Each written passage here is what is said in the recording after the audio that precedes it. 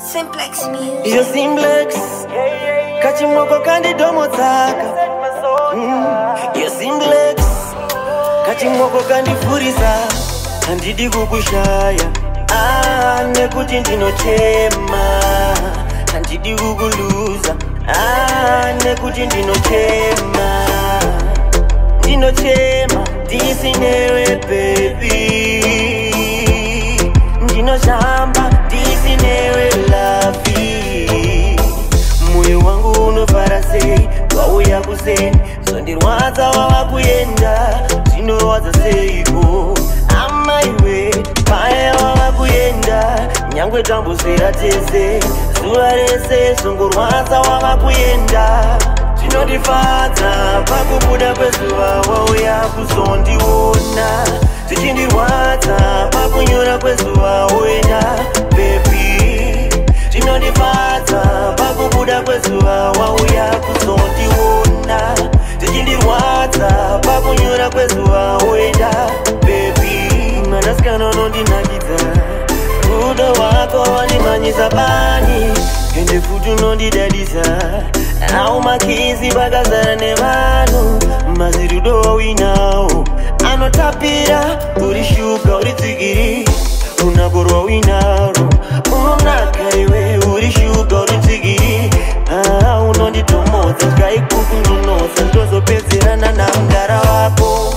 Zvinondifadza pakubuda kwezuva wauya kuzondiona Zvichindirwadza pakunyura kwezuva woenda baby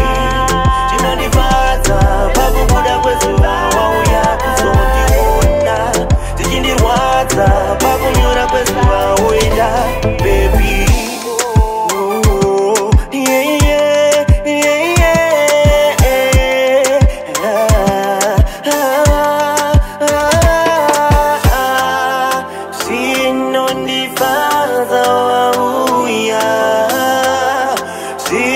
Zvichindirwadza woenda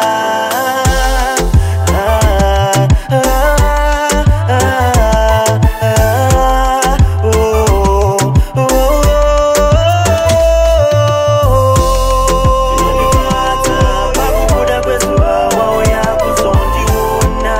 Zvichindirwadza pakunyura kwezuva woenda baby Zvinondifadza pakubuda kwezuva wauya kuzondiona Zvichindirwadza pakunyura kwezuva woenda baby Handidi kukushaya nekuti ndinochema Handidi kukuluza nekuti ndinochema Ndinochema ndisinewe baby Ndinoshamba ndisinewe lavi Moyo wangu unofara sei wauya kuseni Sondirwadza wawakuyenda zvinorwadza seiko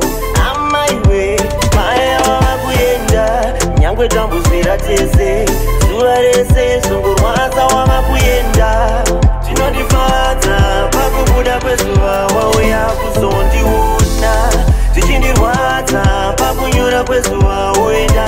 baby Zvinondifadza pakubuda kwezuva wauya